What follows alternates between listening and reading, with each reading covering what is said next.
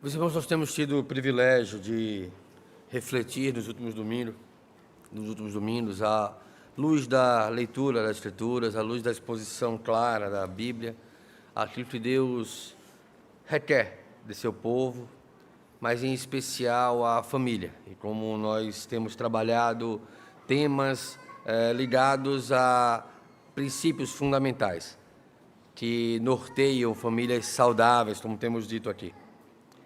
Hoje nós vamos estar recebendo o pastor Levi Alencar, a igreja lá na Várzea, vai estar trazendo a palavra de Deus para nós hoje. E eu gostaria, nesse momento, que nós pudéssemos estar orando pelo pastor Levi, orando pela igreja.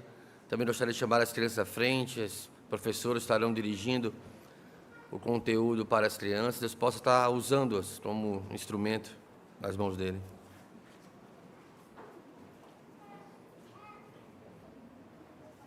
Vamos fechar nossos olhos, vamos nos colocar diante do Senhor.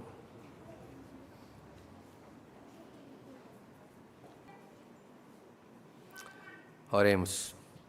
Pai bendito, todo-poderoso Deus, louvado seja sempre o teu nome, ó Pai, porque tu és bom, o tempo todo tu és bom. Nós temos tido o privilégio, ó Deus, de diante da tua palavra, aprendermos sobre fundamentos importantes, sobre como temos conduzido nossos lares, como temos vivido a experiência do lar diante do Senhor, crentes de que a nossa vida inteira é diante do Senhor. Amém. Não há nenhum aspecto de nossas vidas que o Senhor não declara que é tua, Senhor, que é teu, Senhor. Por isso nós te clamamos, Senhor, nesse momento, mais uma vez, diante dos louvores que a ti dirigimos, que o Senhor possa falar mais uma vez os nossos corações. Que o Senhor tenha misericórdia de nós, que apesar de nós, a Tua palavra faça sentido em nossos corações. E esse discernimento é espiritual. Teu Espírito Santo é que pode aplicá-lo em nossas vidas, é que pode nos dar clareza, entendimento acerca daquilo que Tu queres para nós. Que o Senhor possa usar o pastor Levi como instrumento Teu, Senhor, a trazer nesta noite a mensagem do Senhor, das nossas famílias, Pai. Abençoe esses pequenos, ó Deus, seus professores que estarão instruindo-nos acerca da palavra, que eles possam aprender e crescer nela. Desejo do nosso coração é que sejam igreja como nós, à medida que o Senhor tocar seus corações, transformar-lhes e conduzi-los para longe de seus pecados, de sua inclinação para o pecado. Ó Pai, trata-nos com misericórdia, com graça, para que alcancemos sabedoria no Senhor, em todo o tempo, em todos os aspectos de nossas vidas, em nome de Jesus. Amém. Amém.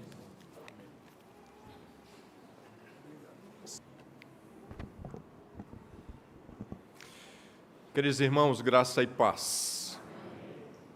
Satisfação muito grande na minha vida de estar aqui pela segunda vez. Estive aqui no aniversário da Junta Diaconal e hoje, mais uma vez, agradeço a confiança do pastor Petrônio, também do Conselho da Igreja. Também revejo o Luiz. Acho que eu estava já terminando o meu curso, quando o Luiz estava, então, chegando. Mas nos cruzamos lá pelos corredores do seminário.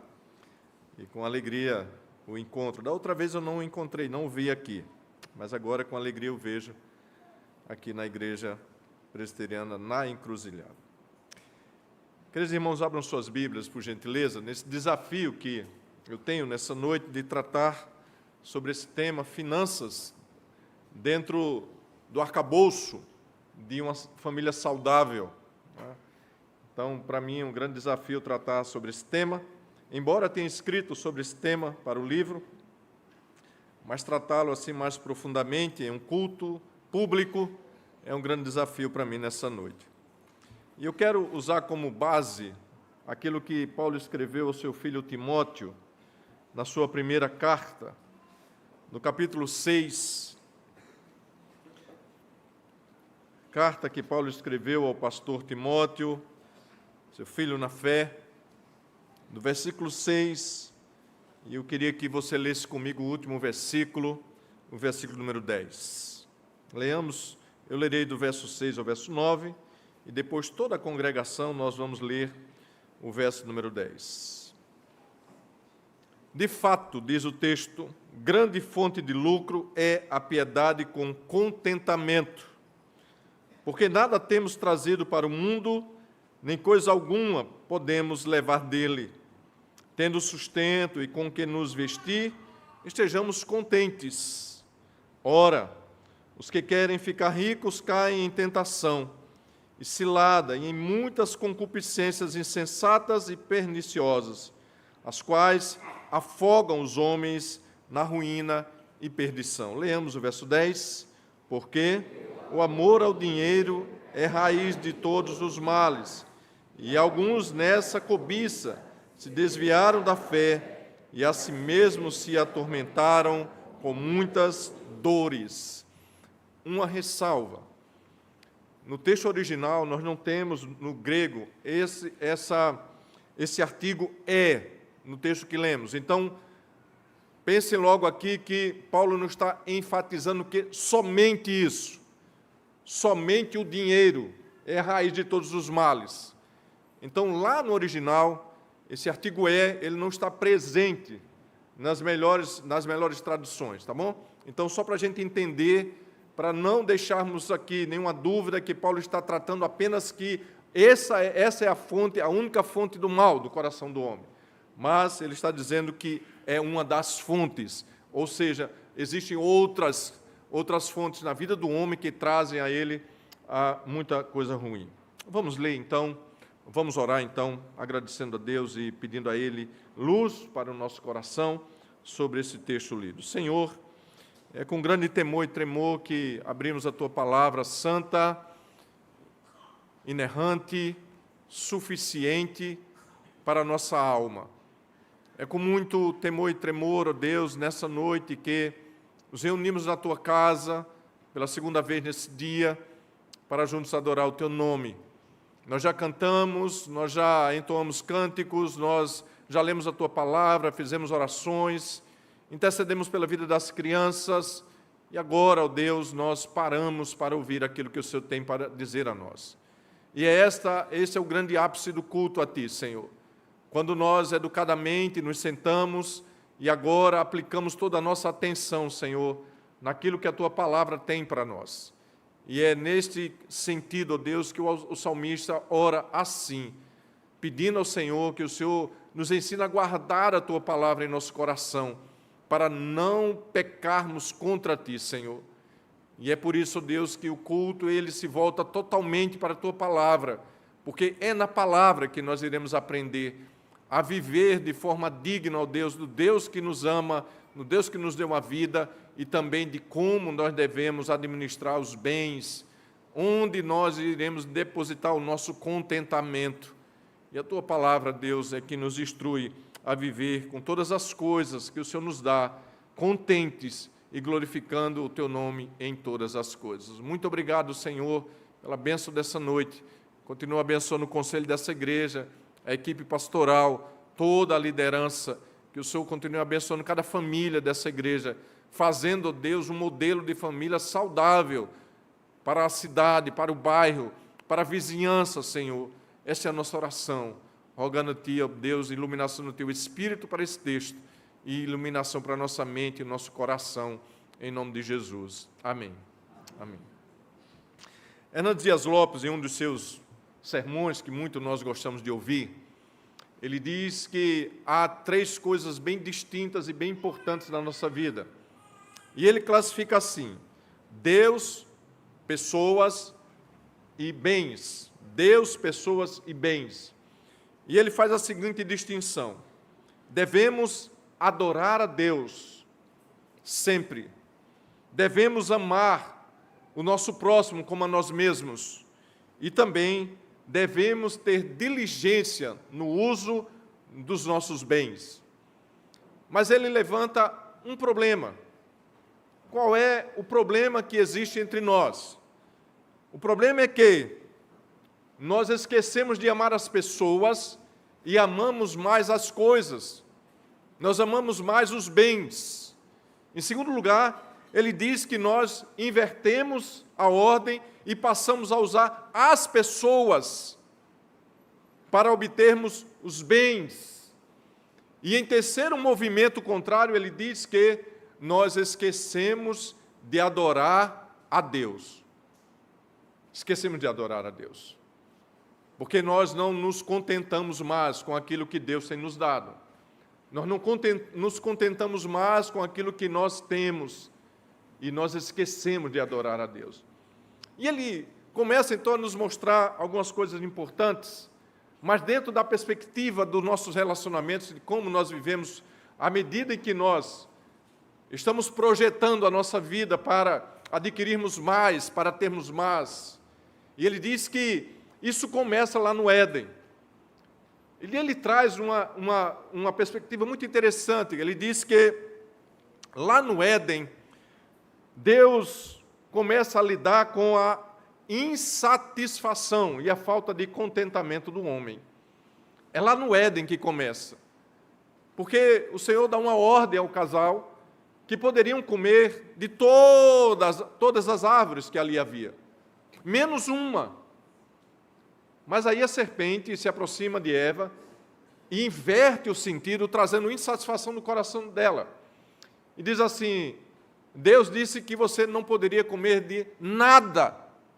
Ela inverte o sentido da palavra de Deus. E aí, nessa hora, a falta de contentamento no coração de Eva abre uma nova porta para isso. Não foi assim. Ele disse que nós poderíamos comer menos de uma.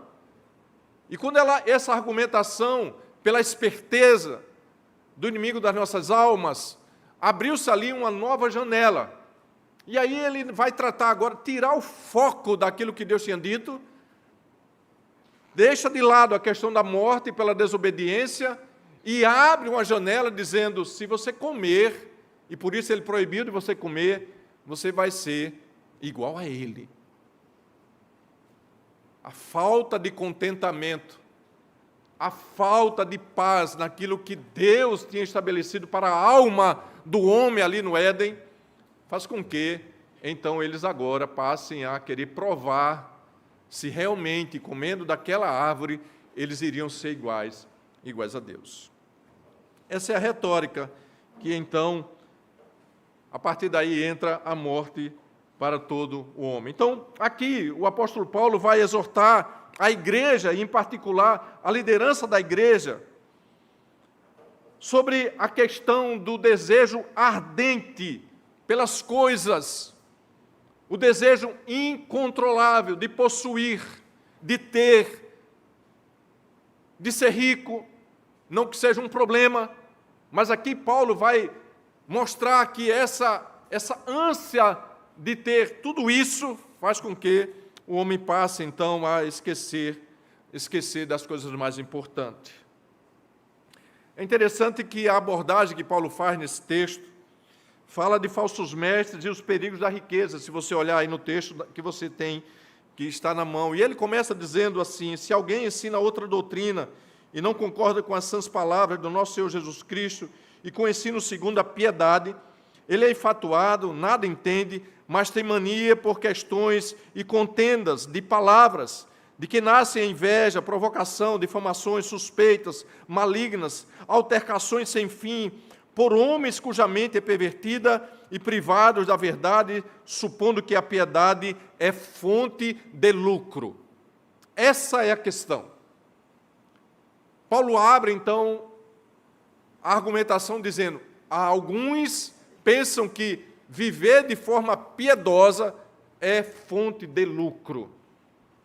E olhando para esse texto, a gente olha para o Brasil e sobre a vida eclesiástica de muitos brasileiros, e vamos ver pessoas exatamente com essas características, e que usam o cristianismo como uma fonte de renda, e que usam o cristianismo como algo que vai trazer para eles vantagens.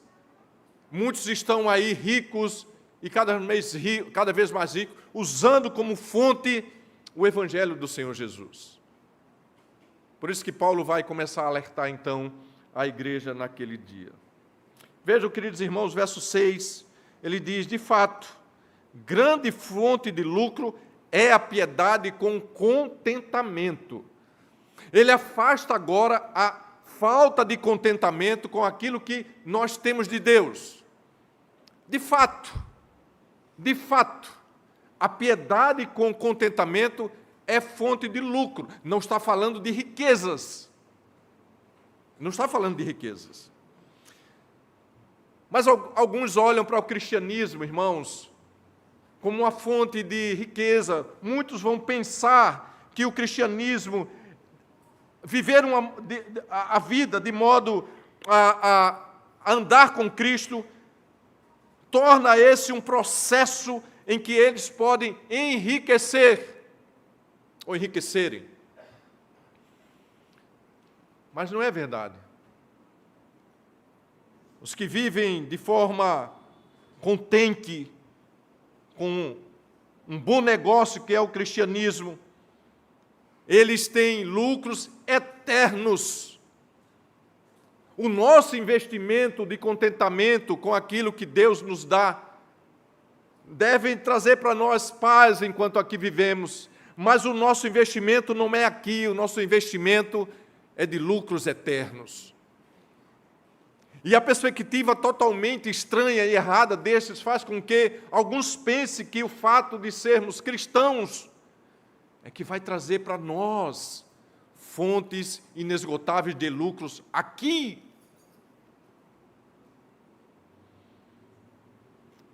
Irmãos amados, nenhum homem pode saciar as necessidades da sua alma nesse mundo sem antes passar por Cristo, porque aqui você pode ter todos os bens dessa terra, mas a sua alma, ela estará sempre necessitando de mais, sempre necessitando de algo mais. Não há o que sacia a sede da nossa alma, do nosso coração, o vazio do nosso ser, distante de Deus. Não há riqueza, não há acúmulo de bens que possa trazer paz ao coração do homem distante do Senhor. Por isso que o texto é tão claro, sim, de fato, grande fonte de lucro é a piedade com contentamento. E ele vai explicar por quê. Veja o que diz o verso seguinte, o verso 7. Porque nada temos trazido para o mundo. Nós não trouxemos nada. Embora as crianças dos nossos dias, os pais investem tanto antes delas nascerem, que há uma pesquisa que diz que uma criança no primeiro ano de vida tem um custo mais elevado do que o custo de um adulto. Mas quando nós nascemos, nós não trazemos nada para este mundo. É interessante isso, porque ele continua dizendo, nem coisa alguma podemos levar dele. Aqui, ele já entra com duas verdades muito claras para quem anda em busca incansável de ter bens, riquezas e mais bens. Ouça, vocês nasceram sem nada, e vocês para onde irão não vão levar nada. E por que o gastar da vida sem contentamento com aquilo que Deus te fornece? Sem alegria com a vida, sem alegria com aquilo que você tem, sem prazer, porque você estará sempre pensando no mais, como conseguir mais, e não tira proveito daquilo que tem, não sabe viver pacientemente. A piedade é fonte de lucro. Por quê, queridos irmãos? Porque se nós aqui chegamos sem nada, em última instância, quais serão os benefícios do lucro, da riqueza para a nossa vida? Quais serão os benefícios? Se aqui chegamos sem nada e vamos sair sem nada. Ele vai mostrar então, queridos irmãos, que esse não deve ser o padrão da vida do cristão. Não deve ser. O padrão é tendo sustento, tendo do que nos vestir, e aqui a melhor compreensão é tendo alimento e tendo moradia. sustento e o que vestir, tendo alimento e onde se proteger, onde se guardar. Seria a melhor tradução. Esteja contente, esteja satisfeito, busque fazer desse o seu Éden, busque fazer da sua casa, busque fazer daquilo que você tem, as melhores coisas que o mundo tem para você. Não se queixe, não lamente, não tenham palavras nos lábios que não sejam de valorizar aquilo que você tem. Ah, como eu queria ter uma casa semelhante à casa de fulano. Ah, como eu queria ter um carro semelhante ao de fulano. Ah, como eu queria ter o emprego que fulano tem. Por que isso? Porque somos assim, tão insatisfeitos. Porque somos assim.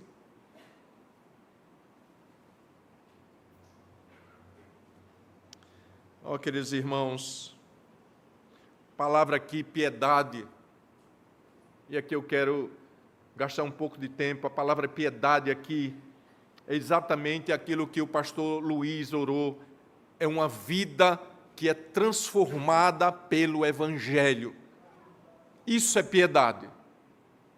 Agora, se você olhar para o verso 6, de fato, grande fonte de lucro é a piedade com contentamento. Ou seja, é a minha vida que foi transformada, vivendo de forma feliz com tudo que Deus tem me dado. Este é o sentido melhor de piedade. O Evangelho que nos regenerou vai produzir em mim e você um novo modo de vida satisfeita. Uma vida de satisfação completa em Deus, em tudo. Até mesmo alegria nas tribulações ordinárias da nossa vida. Se você olhar aqui, primeiro, nessa carta mesmo, você voltar 2 páginas da Bíblia, no capítulo 3,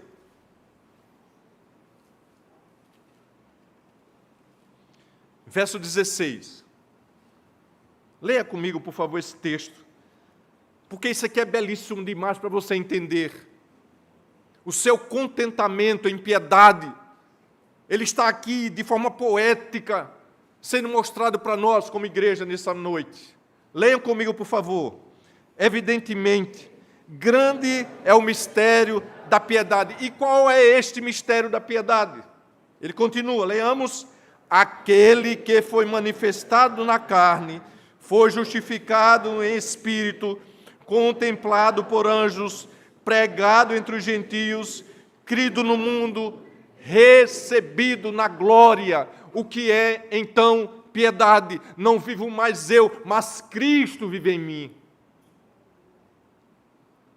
Essa piedade, esse Cristo que vive em mim agora, me faz estar contente com tudo aquilo que o próprio Cristo me dá. Contentamento, alegria naquilo que nós temos. Pode haver piedade e contentamento mesmo com pouco nessa vida.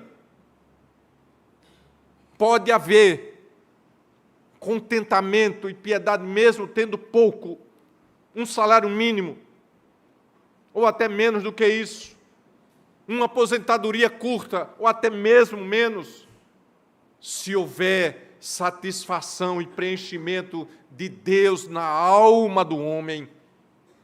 O contentamento ele é produzido, então, por esse habitar no nosso coração do Espírito que nos consola, do Espírito que nos leva próximo a Cristo todos os dias.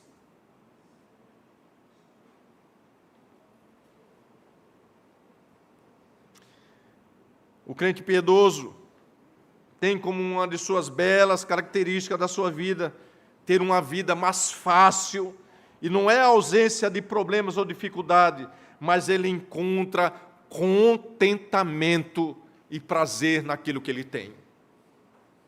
Às vezes nós somos até enxergados ou vistos ou até mensurados como pessoas que são diferentes, porque em muitos momentos em que parece que nós somos provados com tantas coisas da nossa vida e nós continuamos em paz, pacificamente, nós vamos entender aquilo que Deus está querendo de nós.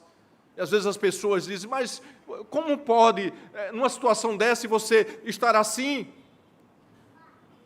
O Senhor me ensina a lidar com as diversas áreas da minha vida, em contentamento e esperando sempre na providência dEle.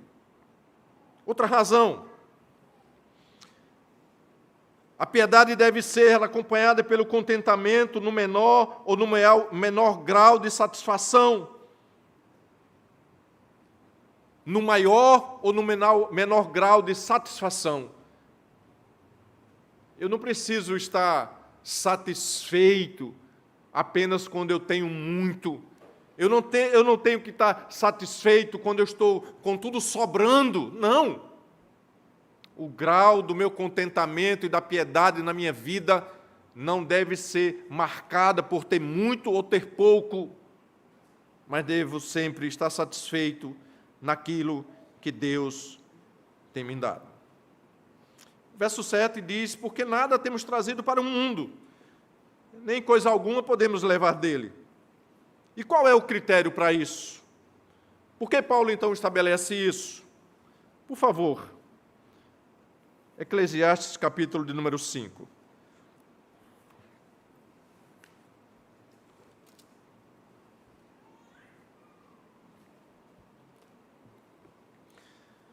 Versos 15 e 16.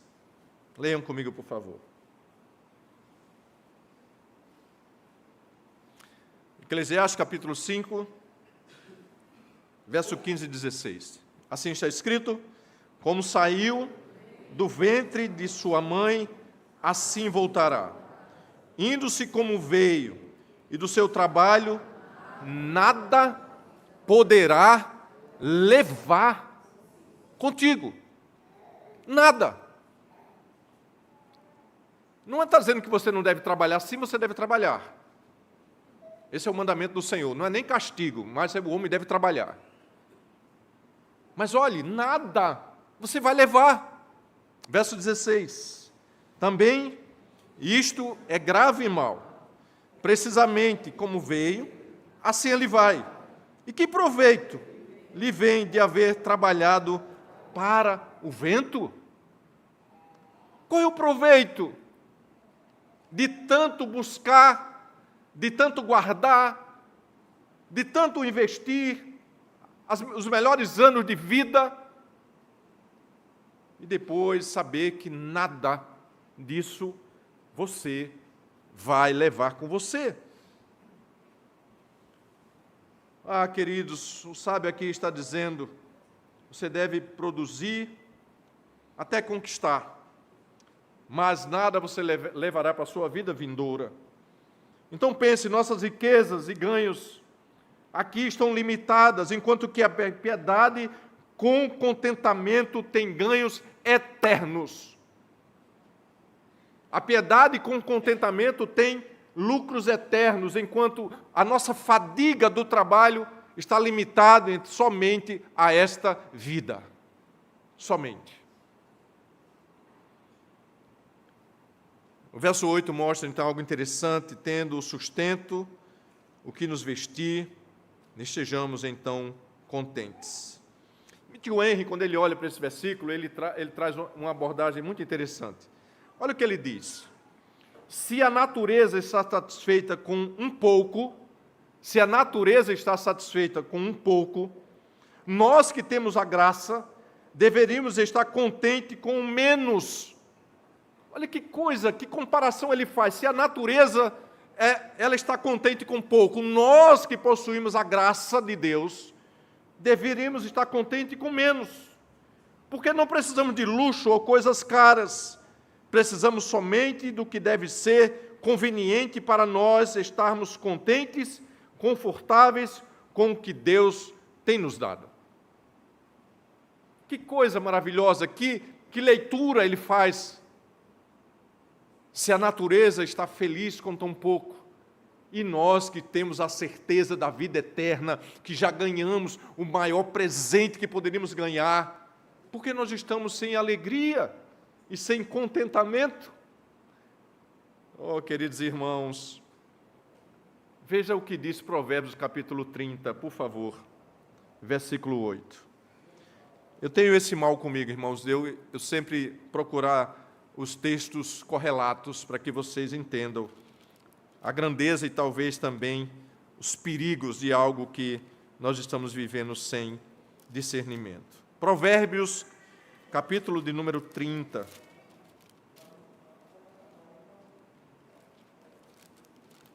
Apenas um versículo.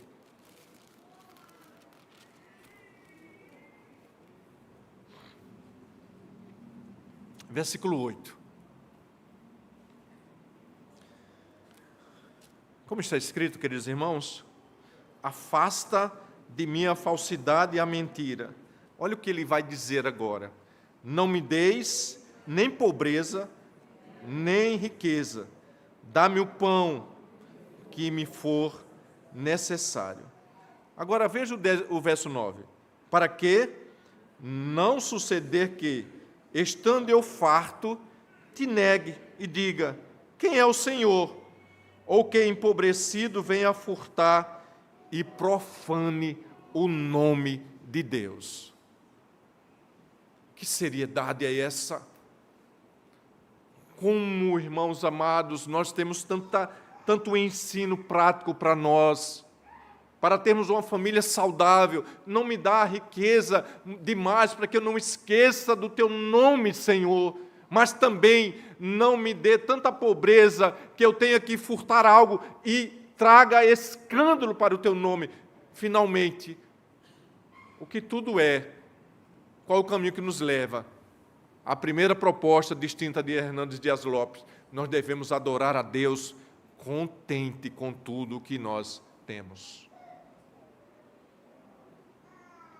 O que é a riqueza e os bens, o luxo, a conta recheada, pode arrancar da nossa vida? O que é que tudo isso pode tirar de prazer da nossa vida? Onde ficará tudo?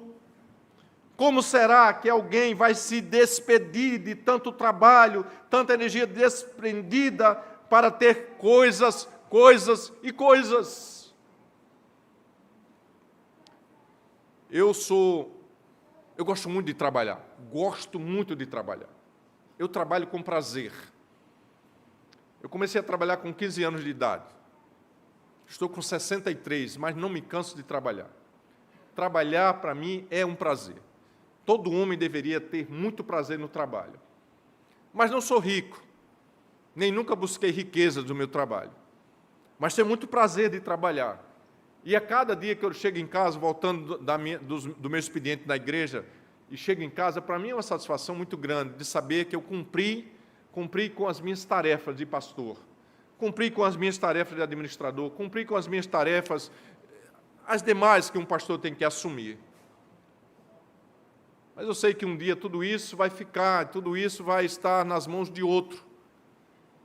Por isso que eu procuro ter prazer em tudo que eu faço, leveza naquilo que eu faço, alegria naquilo que faço. Juízes capítulo 18, lá no início. Juízes capítulo 18.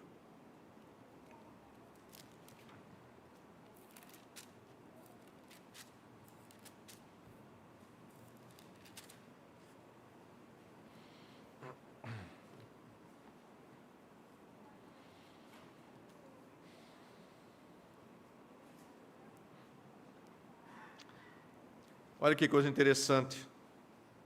Verso 23 e 24.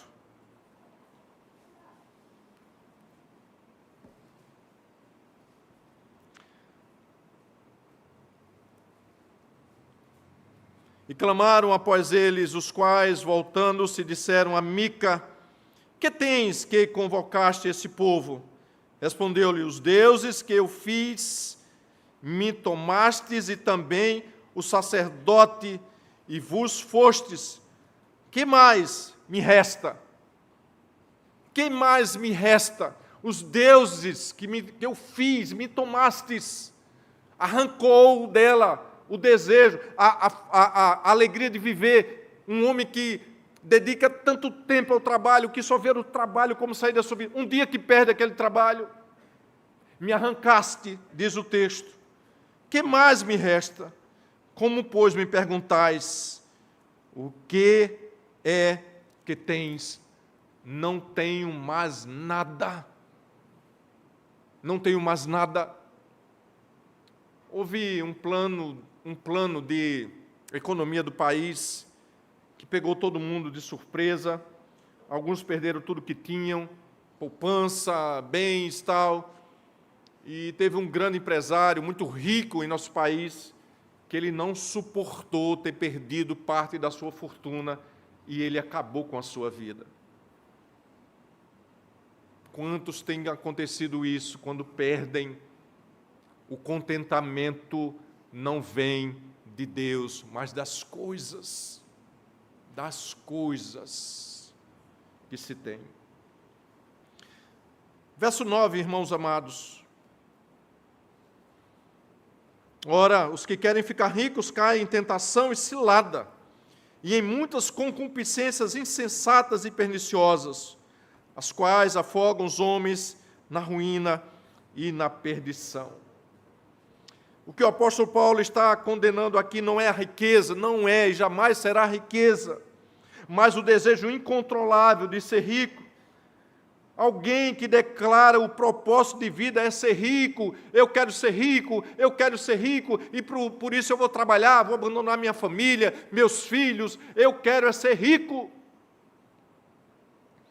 Eu estava conversando com uma professora de uma escola onde, em média, a mensalidade é R$3.000, R$3.500, uma escola aqui da nossa cidade.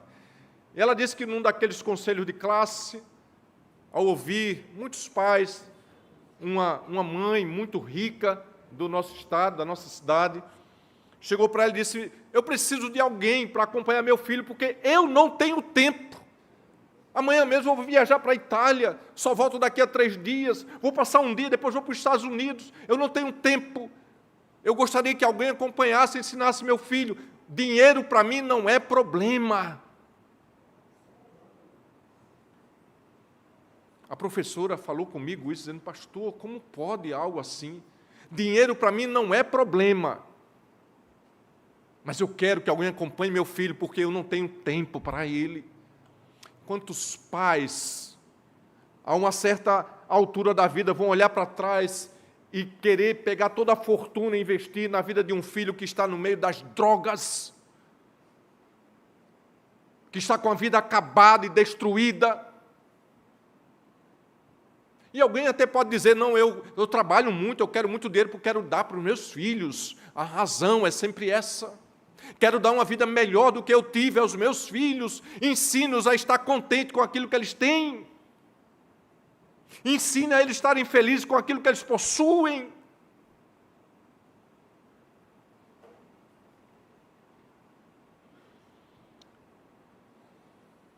Olha que coisa interessante aqui, queridos. O termo tentação que está aqui, no original também pode ser uma cilada, ou um laço que mantém um animal prisioneiro. Assim é também a paixão pela riqueza. Os seus tentáculos se envolvem tenazmente sobre os que cobiçam o pó da terra. Foi interessante eu ver esse comentário de Hendricks sobre isso, e aí eu fui buscar o pó da terra. Se você tiver paciência e quiser ir comigo lá em Amós, profeta menor, Amós, não se canse de ler a palavra de Deus, por favor, nem se queixe o pastor Petrônio. Versículo 7 do capítulo 2 de Amós.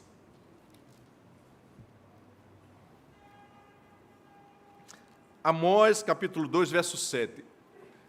Leiam com atenção o que ele diz aqui, irmãos. Vejam.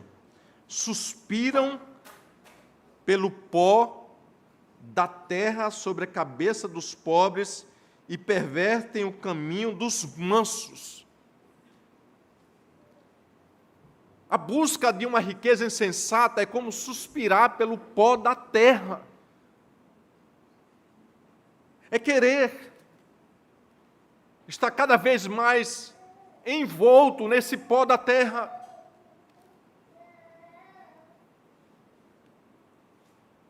Outra coisa que nós encontramos aqui no texto, olha aqui, voltando para 1 Timóteo, ele diz que, além da tentação e cilada, e em muitas concupiscências insensatas e perniciosas. Concupiscência. Um pecado nunca vem sozinho.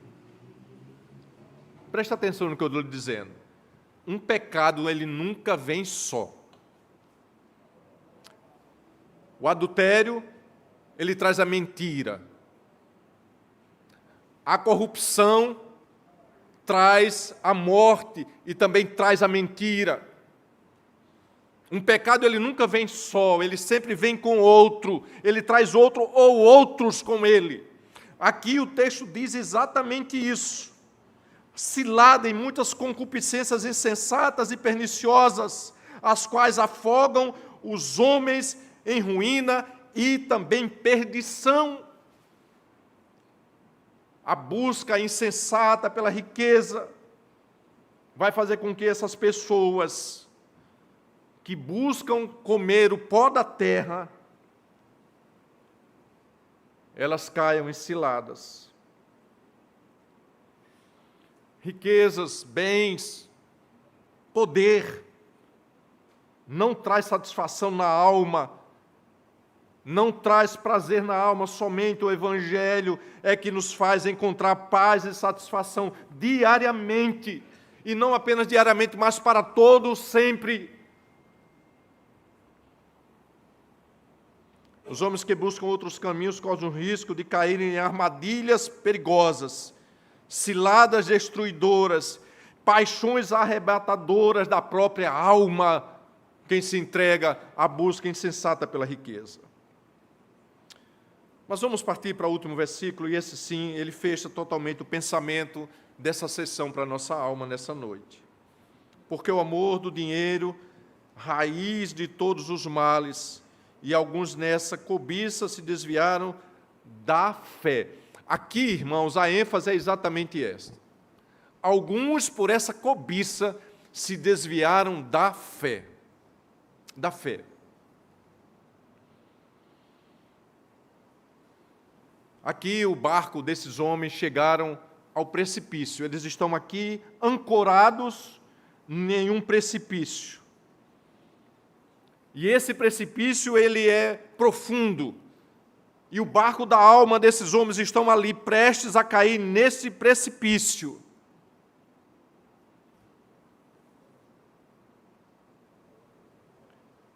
É interessante nós observarmos esse cenário,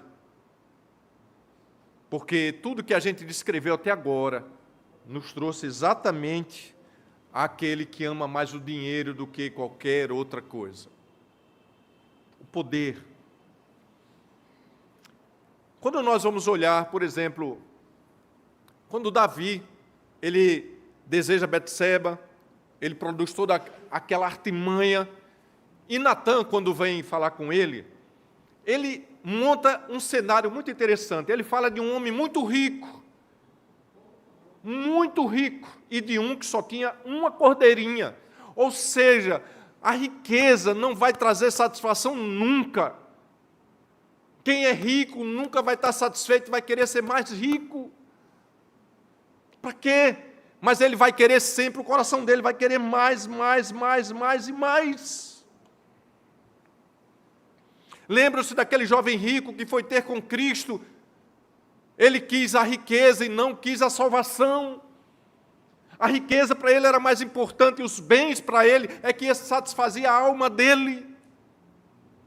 Ananias e Safira venderam algo, era deles, mas eles quiseram mentir. Para quê, irmãos? Para ficar com parte do dinheiro. Morreram. Olha o que o texto diz: esses se desviaram da fé, se atormentaram com muitas dores. O resultado de uma busca frenética pelo dinheiro, pela riqueza, leva muitos a desviar da fé. Eles se desviaram da fé e por isso eles colhem dores.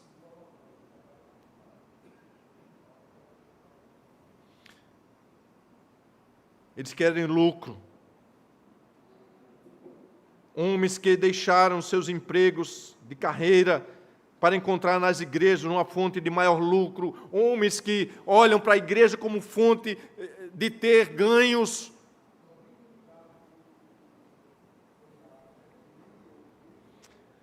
Queridos irmãos, quando os homens caminham insensatamente pelo caminho da riqueza e querem olhar para trás para desfazer de tudo que eles deixaram destruído para trás, aí não há mais como fazer.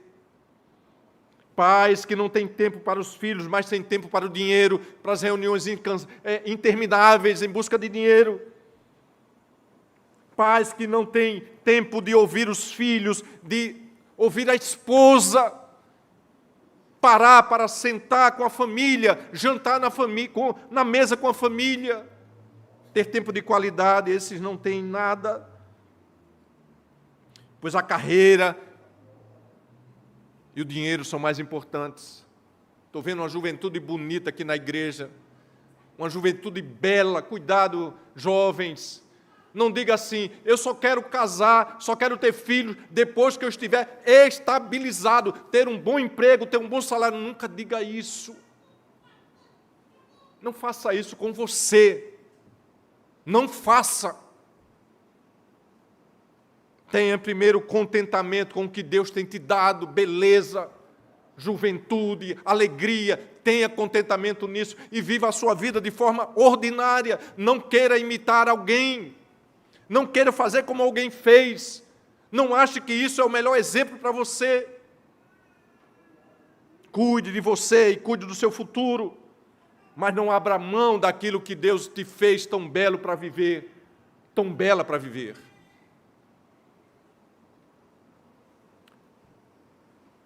Filipenses, por favor. Paulo escrevendo à igreja em Filipos. Nós estamos encerrando daqui a pouco.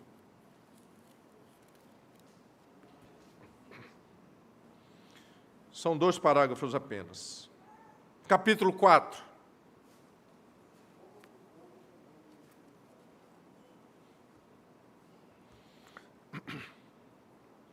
Do verso 10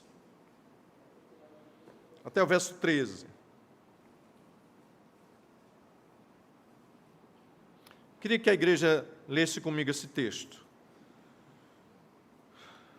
E pensar que o objetivo da vida não é ter riquezas. Porque quando nós não estivermos contentes com Deus, nós seremos infelizes com aquilo que nós temos. E vamos até quebrar o mandamento do Senhor de cobiçar aquilo que não é nosso. Leiam comigo, por favor, do verso 10 ao 13. Alegrei-me sobremaneira no renovar, porque agora, uma vez mais, renovaste a meu favor o vosso cuidado, o qual também já tinhas antes, mas vos faltava oportunidade. Digo isto, não por causa da pobreza, porque aprendi a viver contente com toda e qualquer situação. Tanto sei estar humilhado, como também ser honrado. De tudo e em todas as circunstâncias já tenho experiência, tanto de fartura como de fome. Assim, de abundância, tudo posso naquele que me fortalece. Tudo posso. No contentamento daquilo que Ele me dá, que Ele produz na minha alma. Tendo pouco ou tendo muito, a minha alegria e satisfação é o meu Deus. É o meu Deus.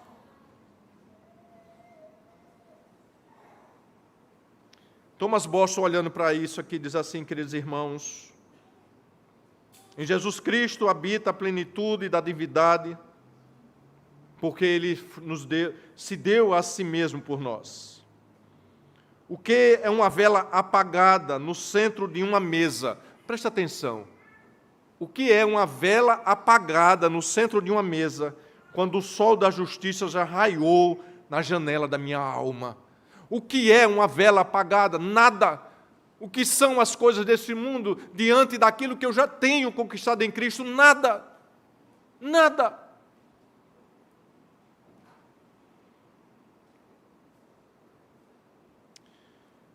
Apegue-se a Cristo por fé, queridos. Esteja contente nele, em todas as coisas. Ele é a nossa porção da esperança. E por isso, nós seremos sempre contentes em qualquer coisa, em qualquer situação que nós estivermos vivendo. Não sofra por riqueza. Não sofra por dinheiro. Jesus Cristo é nossa porção na terra e nos céus. Não sofra por essas coisas. Não sofra por algo que você não tem.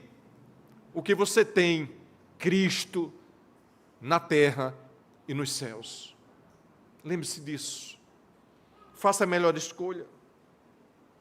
Se a minha alma e a sua alma não estiver contente em Cristo, essa história vai se repetir na sua vida e na minha vida. E qual é a história que eu quero que você lembre e não esqueça?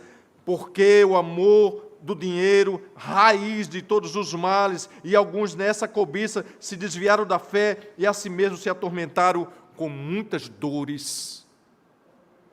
Se abrir mão da nossa satisfação em Cristo, esse é o nosso caminho.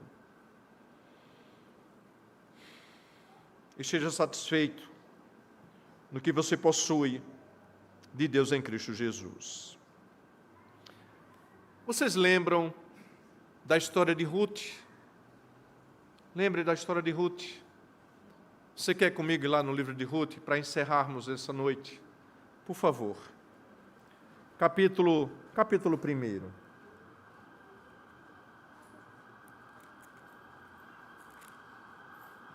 Ruth, capítulo 1. Versículo 14 a 17. 14 a 17.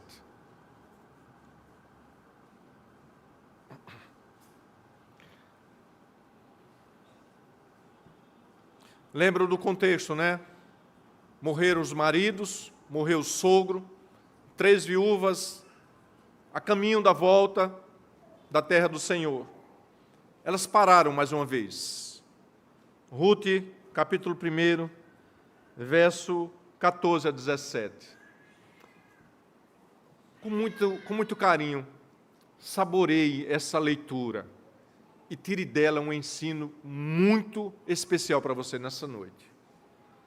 Leiam comigo, por favor. Então, de novo choraram em voz alta. Orfa, com um beijo, se despediu de sua sogra. Porém, Ruth se apegou a ela. A primeira decisão aqui foi uma separação de Orfa, de Noemi e de Ruth. Leiam, por favor, comigo, o verso 15. Disse Noemi: eis que a tua cunhada voltou ao seu povo e aos seus deuses. Também tu volta após a tua cunhada. Noemi então diz assim: olha, Orfa tomou essa decisão. É melhor para ela. Vá com ela. Em verso 16. Olha a decisão de Ruth. E aqui está toda a história da redenção. A decisão de Ruth de estar contente com Deus abre luz sobre a minha redenção e a sua redenção. Leiam comigo, por favor, queridos. Disse, porém, Ruth: não me instes para que te deixe e me obrigue a não seguir-te, porque aonde quer que fores, irei eu, e onde quer que pousares, ali pousarei eu. O teu povo é o meu povo, o teu Deus é o meu Deus. A decisão de Ruth foi: eu quero estar contente com o teu povo, eu quero estar contente com o teu Deus. Eu não quero voltar para o meu povo. Lá eu não estou feliz, não estou contente, mas eu quero estar contigo. Verso 17. Ela conclui com uma certeza, uma convicção tão grande no coração, do contentamento que ela iria ter com o Deus de Noemi. Vamos lá? Onde quer que morreres, morrerei, e eu serei sepultado. Faça-me o Senhor o que bem lhe aprouver, se outra coisa que não seja a morte me separar de ti. Que fé, que esperança, que contentamento essa mulher teve. Não conhecia, não sabia, mas se entregou completamente para viver o contentamento de uma pobreza que vocês vão ler. Leiam esse texto, leiam esse livro. Pegando sobras, pegando aquilo que não se colhia, ela se alimentava disso, mas o que é que ela tinha no coração? O teu povo é o meu povo, o teu Deus é o meu Deus. Contentamento na família saudável, como aquilo que Deus tem te dado todos os dias. Glorifique ao Senhor pelo que você tem. Adore a Deus, ame o seu próximo e se sirva bem daquilo que você tem. Você tem uma casa humilde, louvado seja o nome do Senhor. Você não tem um carro do ano, louvado seja o nome do Senhor. O que você tem? Você tem um carro bem grande que anda pelas ruas da cidade, é um ônibus. Louvado seja o nome do Senhor. Sabe o que você tem? Ruas de ouro, lar de cristal para você andar nos céus. Você tem Cristo que sustenta todas as coisas e mantém tudo guardado para você. Um dia nós iremos desfrutar de tudo isso. Se satisfaça no Senhor. Feche seus olhos e ore. Meu Senhor, se até hoje nós temos vivido de forma diferente, sem estarmos contentes com o Senhor, perdoa-nos, Pai. Teu Espírito nos ensina, Senhor, a estarmos contentes em todas as coisas, preferirmos Deus e a Cristo do que as coisas. Abençoa cada família saudável dessa igreja, tornando também os seus bens instrumento de prazer e de satisfação para a glória do Teu nome. Abençoa esses jovens, abençoa os casais, abençoa os departamentos dessa igreja, a sua liderança, como um bom exemplo para a glória do Senhor. Obrigado, Deus, por essa noite tão especial para nós. Em nome de Jesus. Amém. Amém.